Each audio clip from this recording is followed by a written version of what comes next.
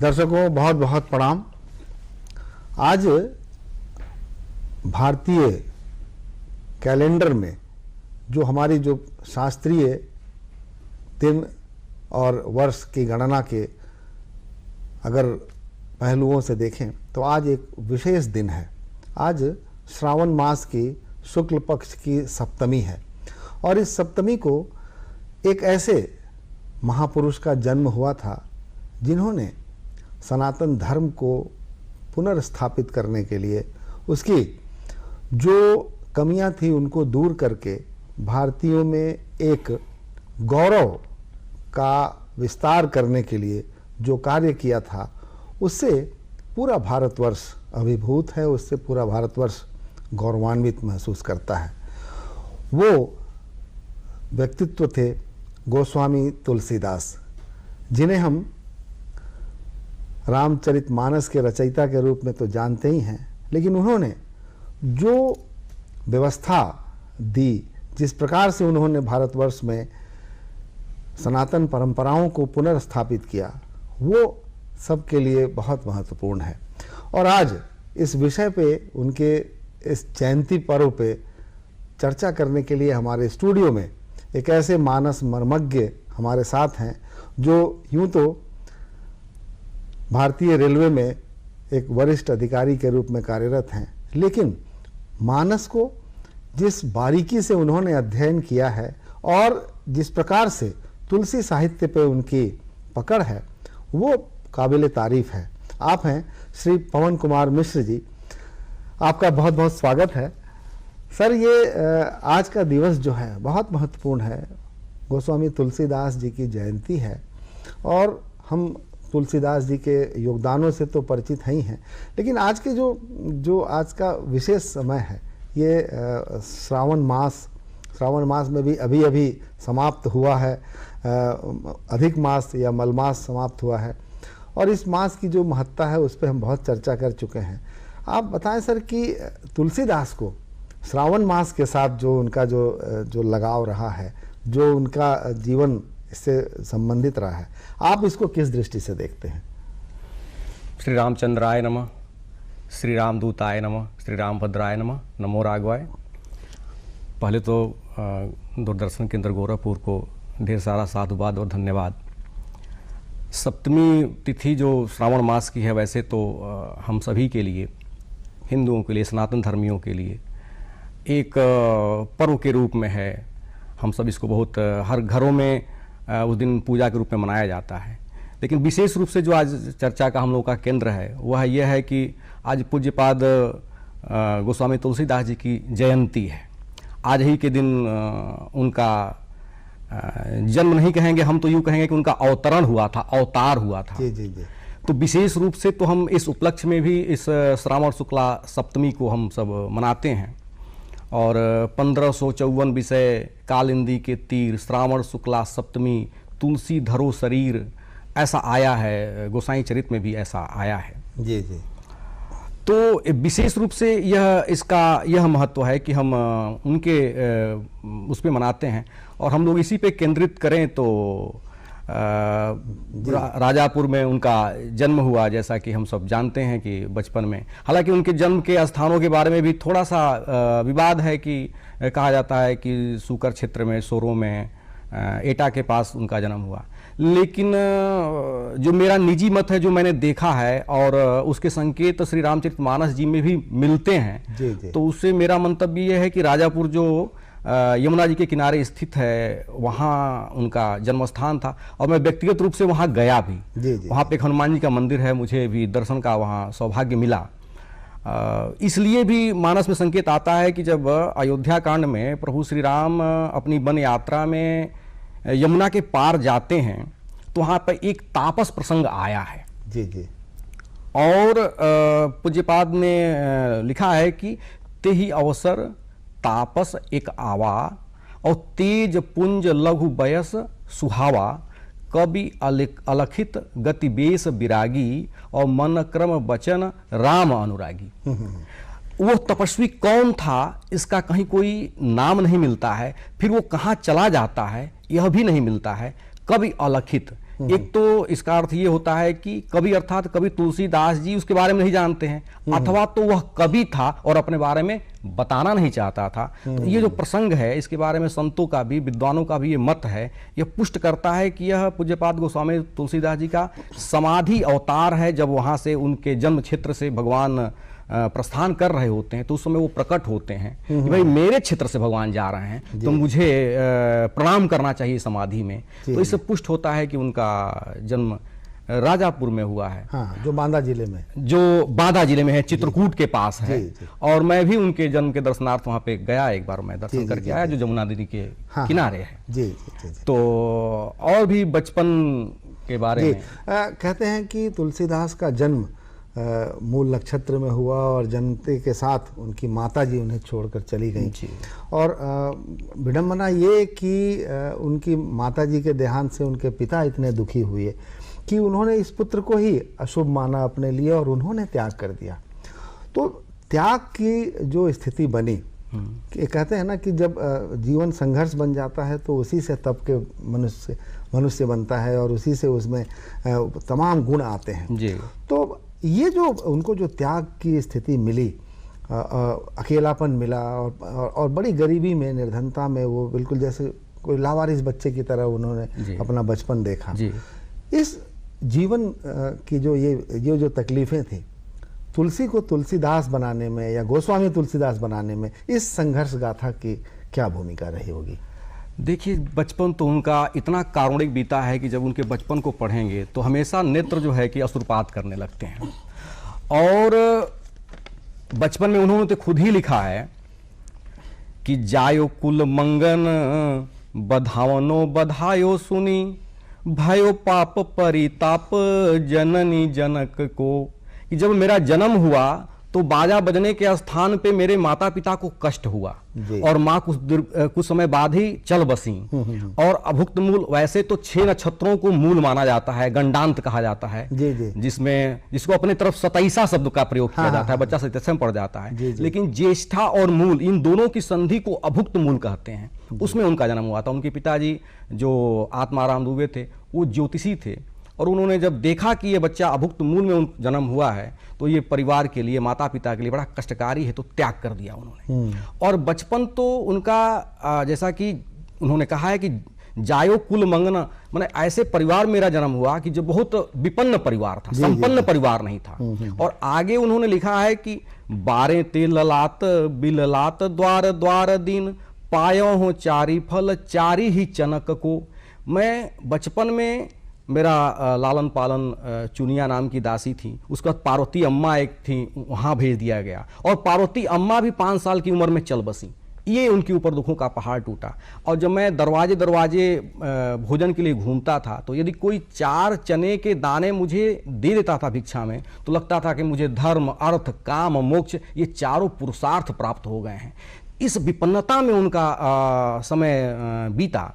और यह कष्ट, यह जो प्रेम की लालसा थी कि जो न माँ से मिला, न पिता से मिला, न दासी से मिला, ये सारा प्रेम उनका उमड़ करके फिर वही राघव सरकार के और राम जी के चरणों में उन्होंने लगा दिया कि अब एकमात्र राम जी ही हैं जिनसे मुझे यह प्रेम पाना है, इस संसारियों से मुझे प्रेम नहीं मिलने वाला है। ऐसा मुझे व्यक्तिगत रूप से लगता है। यानी कि बचपन में ही राम जी के प्रति जो अनुराग पैदा हुआ, जो श्रद्धा, जो भाव पैदा हुए, वही आगे चल के इतने बड़े राम काव्य की रचना के सूत्रधार बने होंगे। अच्छा, कहते हैं कि जब वो बहुत छोटे थे और छोटी आयु में ही जब उनको एक आश्रम में, गुरु जी के आश्रम में जाने का मौका मिला और गुरुदेव उनकी जो प्रतिभा थी, मौलिक प्रतिभा, उससे प्रभावित हुए और उनको बहुत प्रोत्साहित भी किया उन्होंने।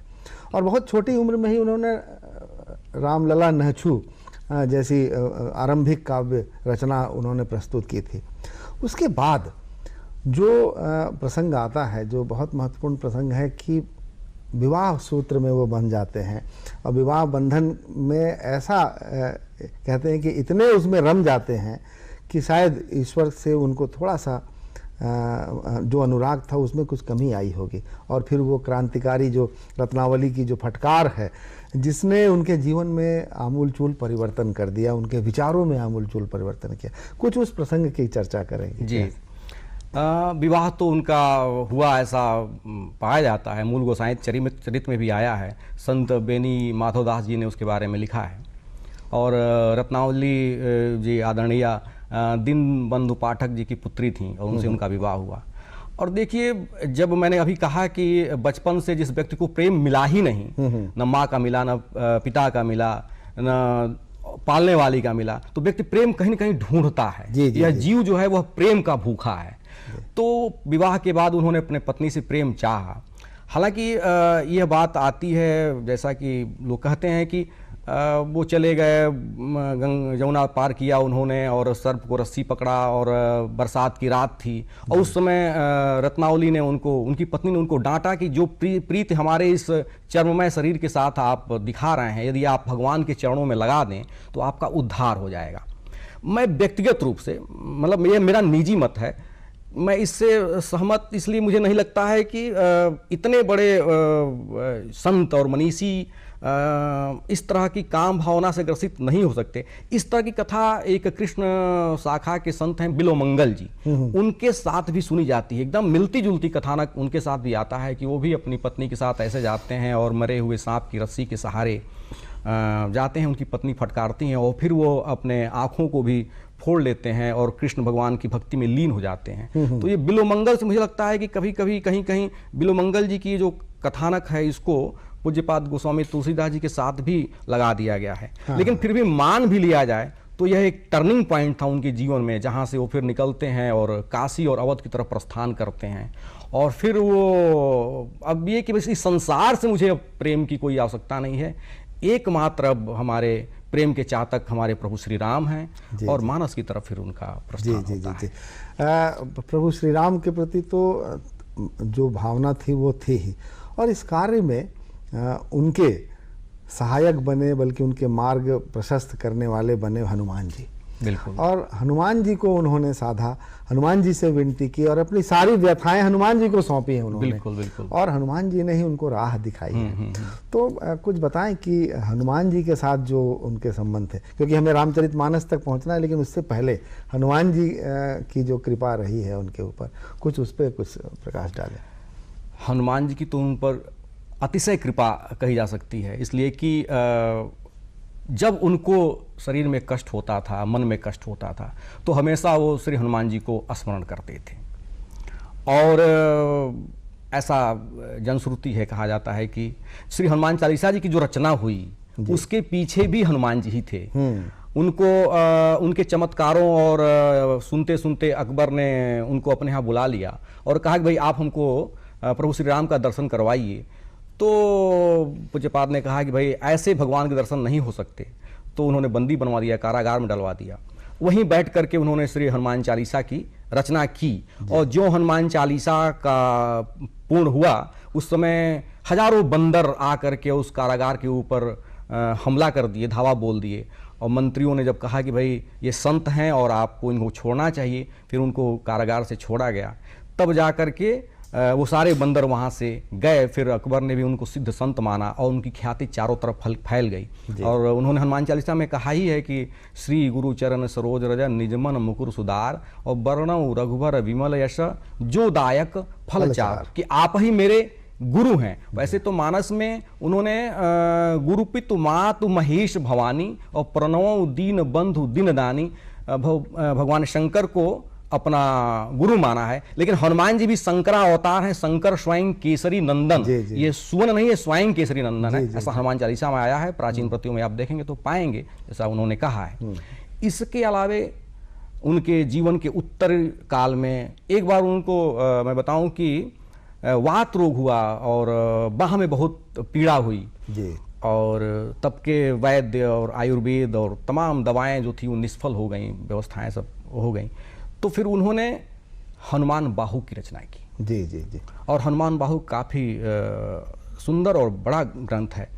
और उसमें उन्होंने कहा है कि पूतना पिशाचिनी जो कपि कान्ह तुलसी से बाहु पीर महावीर तेरे मारे मरेगी। ये जो पीड़ा हमारी है, ये बाह की जो पीड़ा है, यह पूतना है। और हनुमान जी आप बाल कृष्ण हैं और जिस प्रकार से आपने पूतना को भगवान कृष्ण ने मारा था, उसी प्रकार से आप ही अब मेरी इस बाह की पीड़ा को हरेंगे। और ऐसी जनश्रुति है कि इसके बाद उनका यह कष्ट दूर हो गया था। हनुमान जी उनको राम जी के दर्शन में भी सहायक हुए। जी उनके माध्यम से ही उनको भगवान राम का दर्शन भी मिला था। जी। कहते हैं कि शारीरिक व्याधि में हनुमान बाहु का पाठ अगर किया जाए तो बहुत सारे जी कष्ट दूर होते हैं। इसमें ये श्रद्धा भाव की बात है, जिस भावना से हम प्रभु को देखेंगे उस भावना के साथ ही फल मिलता है। लेकिन अभी बात आपने शुरू की रामचंद्र जी के जो दर्शन हुए हैं, उसमें भी हनुमान जी ने उनको मार्ग दिखाया था। और एक कथा है कि वो उनको एक पिशाच ने बताया कि आप वहाँ जाइए जहाँ राम कथा हो रही हो, और वहाँ एक कोढ़ी व्यक्ति आपको मिलेगा जो सबसे पहले आता है और सबसे बाद में जाता है। वही हनुमान जी हैं। तो उनके दर्शन करिए, वही आपको राम जी के दर्शन कराएंगे। तो ये जो कथा है, ये तो हम मान सकते हैं कि ये हनुमान जी की प्रेरणा मिली और उसके माध्यम से उनको रामचंद्र जी के दर्शन हुए। अब यहाँ से एक और टर्निंग पॉइंट आता है कि भगवान स्वयं कहते हैं तुलसीदास से कि आप मेरी रचना रचें और पूरी दुनिया को बताएं। सर, इसमें एक बात मैं कह सकता हूँ कि जो पांडित्य की जो भाषा थी वो संस्कृत थी, और कहते हैं कि जितने धर्म ग्रंथ हैं हमारे संस्कृत में ही लिखे गए, जो परंपराओं में थी, जो श्रेष्ठ भाषा मानी भी जाती है। तुलसीदास जी ने इसे अवधि में लिखा, राम जी के जो पूरे जीवन के चरित्र हैं। ये लिखने का निर्णय उनका किस प्रकार से आया, और जो उन्होंने रचा वो कितना महत्वपूर्ण साबित हुआ? जी देखिए, एक तो वो वाल्मीकि के अवतार है। भक्तमाल में नाभादास जी कहते हैं कि कलकुटिल जीव निस्तार हेतु वाल्मीकि तुलसी भयो। तो ये निर्विवाद है कि वो उनके अवतार हैं। और संस्कृत भाषा थी, देववाणी थी। लेकिन मैं कहूँ कि उन्होंने कहा है कि मानस की रचना, ठीक है कि मैं कवि तुलसीदास हूँ, लेकिन इसकी रचना किया भगवान भूत भावन भोले शंकर ने। रचि महेश निज मानस राखा, ऐसे मानस में आया है। तो कहा जाए कि रामायण, वाल्मीकि रामायण यदि देववाणी थी या देववाणी है, तो मानस महादेववाणी है। पहली बात तो यहाँ महादेव की रचना है, तो ये महादेववाणी है। और उस समय संवत 1631 शंभु रचित यह चरित प्रकाशा, नवमी तिथि मधुमास पुनीता, ऐसा आया कि 1631 में जिस दिन भगवान का जन्म होता है, मंगलवार दिन था, उस दिन अवध में प्रकाशित हुआ। लगभग 500 वर्ष पूर्व की, मैंने देखें तो 1553 ईस्वी हुआ की रचना है, 500 वर्ष पूर्व। जी। उस समय की जो परिस्थितियां थीं, वर्ण व्यवस्था चरम पर थी, लोगों के पास खाने के लिए अन्न नहीं होते थे। ऐसा उन्होंने निवेदन भी किया है कि खेती न किसान को, भिखारी को न भीख बली, बनिक को बनिज न चाकर को चाकरी, और जीविका विहीन लोग सिद्धमान सोच बस, कहें एक एकन सो कहाँ जाई का करी। और वेदहूँ पुराण कहीं, लोकहूँ बिलोकियत, साकरे सबय पे राम रावरे कृपा करी। और दारिद दसानन दवाई दूनि दीन बंधु, दूरित दहन दे की तुलसी हाहा करी। कि यह जो कष्ट है, किसी को भोजन नहीं मिल रहा है, किसी को चाकरी नहीं है, ये जो दरिद्रता है, यही रावण है जी। और राम जी, अब आपको अवतार लेना पड़ेगा इस दरिद्रता रूपी रावण का नाश करने के लिए। तो उस समय एक ऐसी कविता, एक ऐसे ग्रंथ की, और लोक भाषा में जिसकी पहुंच जन जन तक हो, जो जन कष्ट पा रहा है वहां तक हो, ताकि वो इसको पढ़ करके, इसको सुन करके, इसकी कथानक से परिचित होकर के इस दुख से उबर पावे। इसलिए उन्होंने पहले तो उन्होंने संस्कृत में रचना चाहा, लेकिन सुबह लिखते थे दिन भर वो, और रात को वो गायब हो जाता था। फिर रात में एक बार भोलेनाथ, ऐसा श्रुति है कि, और माँ पार्वती के साथ प्रकट होते हैं, वो कहते हैं कि नहीं, अब आप इसको अवधि में रचिए। तो फिर वह इसकी रचना अवधि में करते हैं, और जन जन तक लोकप्रिय है, आज भी प्रासंगिक है। कितने सूत्र छिपे हुए हैं, यह एक स्वतंत्र वक्तव्य का विषय है। बिल्कुल, आप जानते हैं। जी। जो आपने चर्चा की सर, कि वो जो समय था जी, 15वीं 16वीं शताब्दी का, जी, बड़ा ही कष्टकारक समय था। वास्तव में जो जनमानस था, जी, वो अपनी संस्कृति और अपनी जो परंपराएं थी, उनकी रक्षा करने में कहीं अक्षम दिख रहा था। जी। मुगल कालीन समय था जी। और व्यवस्था में ये बातें आती हैं सामने कि सब कुछ नहीं कर सकते थे लोग अपनी मर्जी के अनुसार। ऐसे में हम दो प्रसंगों की बात करना चाहेंगे। एक तो शंकराचार्य, आदि शंकराचार्य की बात करें। वो दक्षिण भारत से आए और उन्होंने हिंदुत्व को, बल्कि कहें हमारी सनातनी परंपरा को पुनर्स्थापित किया था भारतवर्ष में। उसके पूर्व की जो भी व्यवस्थाएं थी जिसमें कि कहीं ना कहीं सनातन धर्म पिछड़ रहा था, लगभग वही स्थिति 15वीं-16वीं शताब्दी की भी दिखती है, जबकि हमारा सनातन जो धर्म है, जो परंपरा है, वो कहीं पिछड़ रही थी, कहीं उस पर बहुत सारे आघात हो रहे थे। उस स्थिति में तुलसीदास एक क्रांतिकारी के रूप में हम कह सकते हैं, एक ऐसे व्यवस्थाकार के रूप में सामने आते हैं जिन्होंने महाग्रंथ रामचरितमानस के माध्यम से जो प्रस्तुत किया, वो अद्भुत ग्रंथ तो है ही है। वो क्या नहीं है उसमें, हमें जीवन जीने की शिक्षा देती है, जीवन के जो कष्ट हैं उनका निवारण बताती है, हमें भविष्य भी दिखाती है उसमें, परिवार कैसा होना चाहिए, क्योंकि आवश्यकता उस समय इसी की थी कि ऐसा परिवार बने, ऐसा समाज बने जिसमें सब कुछ माधुर्यपूर्ण हो और लोग अपनी शक्ति को पहचाने। वो काम तुलसीदास जी कहते हैं जी। तो आप तुलसीदास की महत्ता को किस प्रकार से सर यहाँ स्थापित करना चाहेंगे कि क्या क्या उन्होंने, क्या क्रांति मचा दी उन्होंने? क्रांति तो उन्होंने किया ही है, और यह क्रांति तब से लेकर के अब तक करोड़ों करोड़ों, केवल हम भारतीयों की बात नहीं करें, पूरे विश्व के जो लोग हैं जिन्होंने भी मानस को पढ़ा है, उनको जीवन जीने का एक निर्देश प्राप्त हुआ है। और कितने भी आप कष्ट में रहें, मानस आपको बताता है कि आप किसी भी परिस्थिति में रहें, कैसे उससे आप बाहर निकलेंगे। जो तुलसीदास जी के राम हैं वो ईश्वर हैं स्थापित है। वाल्मीकि के जो राम हैं वो मनुष्य के रूप में ज्यादा दिखते हैं, इनके राम ईश्वर हैं, लेकिन कहीं भी ईश्वरता का बोध वो नहीं कराते। वह एक सामान्य जीवन की तरह से सारी परिस्थितियों से लड़ते हुए आगे बढ़ते हैं और ये बताते हैं कि यह मनुष्य होते हुए यदि मैं इसको कर सकता हूं तो आप भी इसको कर सकते हैं। मानस का सबसे बड़ा लेसन एक यदि कहें तो यह है, और आज के समय में यह सर्वाधिक प्रासंगिक है। इस पे हम विस्तृत चर्चा कभी और बेहतर तरीके से हम कर सकते हैं। और समष्टि से लेकर के व्यष्टि तक, घर परिवार से एक व्यक्ति से लेकर के और राज सत्ता तक के निर्देश उसमें स्थान स्थान पर गूढ़ार्थ रूप से छिपे हुए हैं। उन्होंने प्रहार भी किया है, स्थान स्थान पर विकृतियों पे उन्होंने प्रहार किया है कि इस कलयुग में, कलयुग के बारे में उन्होंने पहले से ही बोल दिया है, कलि 12 बार दुकाल पड़े, बिनु अन्न दुखी सब लोग मरें। ऐसी परिस्थितियां उन्होंने खींची हैं कि ऐसी परिस्थिति में भी आप फंसे तो आप कैसे निकल पाएंगे, रोशनी क्या है। तो मुझे लगता है कि वो मानस के रूप में हमको दिखता है। उसके बाद भी उनकी इतनी निरभिमानिता है कि कहते हैं कि नहीं, मैं तो कोई कवि नहीं हूं, मैं कुछ भी लिखने जैसा योग्य नहीं रहा।